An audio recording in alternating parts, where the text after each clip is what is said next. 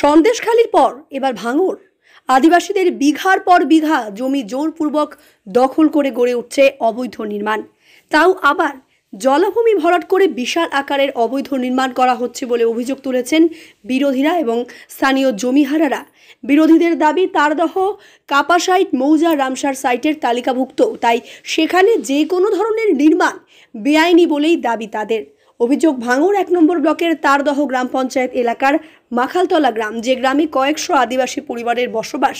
Kolkata leather complex তথা চর্মনগরীর ঢিল ছোড়া দূরত্বে এই আদিবাসী গ্রামের বিঘের পর বিঘে জলা জমি, যা আদিবাসীরা বাম আমলে পাট্টা পেয়ে চাষাবাদ করছিলেন, সেই জমি এলাকার কিছু জমি মাফিয়া দখল করে নেওয়ার পাশাপাশি সুবিশাল পাঁচিল গড়ে তুলছেন।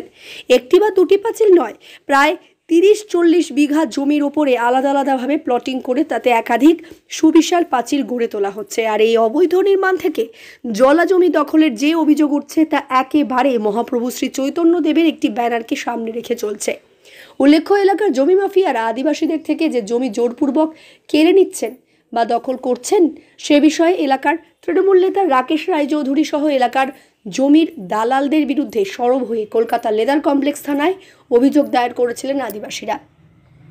এ বিষয়ে রাম সর্দার বলে এক আদিবাসী জানান, 2.5 বিঘে জমি ছিল, সেখানে চাষাবাদ করে দিন চলতো, ওরা সব জমি জোর করে দখল করে নিয়েছে। থানায় অভিযোগ দায়ের করেও কিছুই হয়নি, মাত্র 4 লক্ষ টাকা দিয়েছে আর সব জমি নিয়ে নিয়েছে। এ কথা বলতে বলতেই চোখে জল চলে আসে রাম সর্দারের। তিনি আরও জানান, কোথাও কিছু বলে কিচ্ছু হচ্ছে না। দেবলা সর্দার নামের মাখালতলার এক আদিবাসী জানান, আমার 1 বিঘা ছিল, ওরা ডেকে নিয়ে গিয়ে 10 আঙ্গুলের টিপসই দিয়ে নিয়েছে জোর করে, আর শেষে 2,80,000 টাকা দিয়েছে। সব জোর করে নিয়ে যাচ্ছে ওরা। তিনি আরও জানান, আদিবাসীদের থেকে জোর করে টিপসই নিয়ে নিচ্ছে আর রাকেশ টাকা মারছে। মূলত স্থানীয় তৃণমূল নেতা তথা আইএনটিটিউসির ভাঙড় 1 নম্বর ব্লকের সভাপতি রাকেশ রায়চৌধুরীর বিরুদ্ধে অভিযোগ আদিবাসীদের। স্থানীয় বাসিন্দা রঞ্জিত সর্দার জানান, আদিবাসীরা কলকাতা লেদার কমপ্লেক্স থানায় তাদের জমি জোর করে দখল করে নেওয়া হচ্ছে এই মর্মে অভিযোগ দায়ের করেছিল। তারপর তাদের ওপরে চরম অত্যাচার হয়। তারা কেউ কেউ পালিয়ে বেড়াচ্ছেন, ভয়ে আছেন, আর এই সুযোগে এলাকায় জমি দখল করে পাঁচিল গড়ে উঠছে। যার বিরুদ্ধে অভিযোগ, সেই তৃণমূল নেতা রাকেশ রায়চৌধুরীর প্রতিক্রিয়া জানার জন্য ফোন করা হলে তিনি বক্তব্য দিতে অস্বীকার করেন। এ বিষয়ে সিপিএম নেতা তুষার ঘোষ বলেন, আদিবাসীদের জমি হস্তান্তর যায় না, তার ওপর পূর্ব কলকাতার জলাভূমি তথা ওয়েটল্যান্ডের ওপর কোনো নির্মাণ কার্য করা যায় না। সেখানে জোরপূর্বক জমি দখল করে প্রমোটারেরাই কাজ করছেন। পুলিশ ঠুটো জগন্নাথ হয়ে আছে। তারদহ এলাকার হাজার হাজার বিঘা জমি এইভাবে জোরপূর্বক দখল করে নিয়ে অবৈধ নির্মাণ গড়ে উঠছে। সন্দেশখালির মতন মা বোনেদের এখানেও গর্জে উঠতে হবে। তিনি আরও জানান, এর পেছনে এলাকার পঞ্চায়েত প্রধানের স্বামী তথা তৃণমূল নেতা রাকেশ রায়চৌধুরী সহ প্রশাসনের একটা অংশ জড়িত আছে। পূর্ব কলকাতা জলাভূমিতে বিভিন্ন ধরনের অবৈধ নির্মাণ নিয়ে অতীতে একাধিকবার সরব হয়েছেন পরিবেশপ্রেমী থেকে বিরোধীরা। তারপরেও কিভাবে বিঘার পর বিঘা জলাভূমিতে অবৈধ নির্মাণ হচ্ছে, এক পরিবেশবিদ বলেন, পূর্ব কলকাতা জলাভূমি আসলে শহরের বর্জ্য জল নিকাশির ফুসফুস। সারা কলকাতা এবং সংলগ্ন এলাকার জল ওই পূর্ব কলকাতা জলাভূমিতে এসে পড়ে এবং তা প্রাকৃতিকভাবে পরিশোধিত হয়। সূত্রের খবর, পূর্ব কলকাতা জলাভূমি দখলের অভিযোগ সংক্রান্ত প্রায় 350টি অভিযোগ উত্তর ও দক্ষিণ 24 পরগনার বিভিন্ন থানায় দায়ের হয়েছে।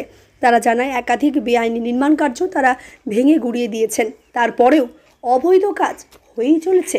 ওই 10 কাঠা জায়গা তার বউয়ের কাছ থেকে লিখিয়ে নিয়েছে, এমন ফাঁকি দিয়ে ডেকে নিয়ে গিয়ে আর সেখানে টিপসই মারিয়ে দিয়েছে। টিপসই নিচ্ছে? হ্যাঁ, টিপসই 10টা আঙুল ইচ্ছা দিয়েছে না জোর পূর্বে? না, বলছে টিপসই তুমি দিয়ে যাও, টাকা আর বান্ডেল দিচ্ছি, আর আমাকে কিন্তু জোর করে করিয়েছে এগুলো। আপনার কতটা জমি ছিল? 1 বিঘে। 1 বিঘে কত টাকা দিয়েছে আপনার? ওই 3 লাখ টাকা মতো। 1 বিঘে জমিতে 3 লাখ? না, সবাইকে দিচ্ছে 2,60,000 করে। আচ্ছা, কে কিরকম টাকা পাচ্ছে কেউ এখনো পেমেন্টও পায়নি।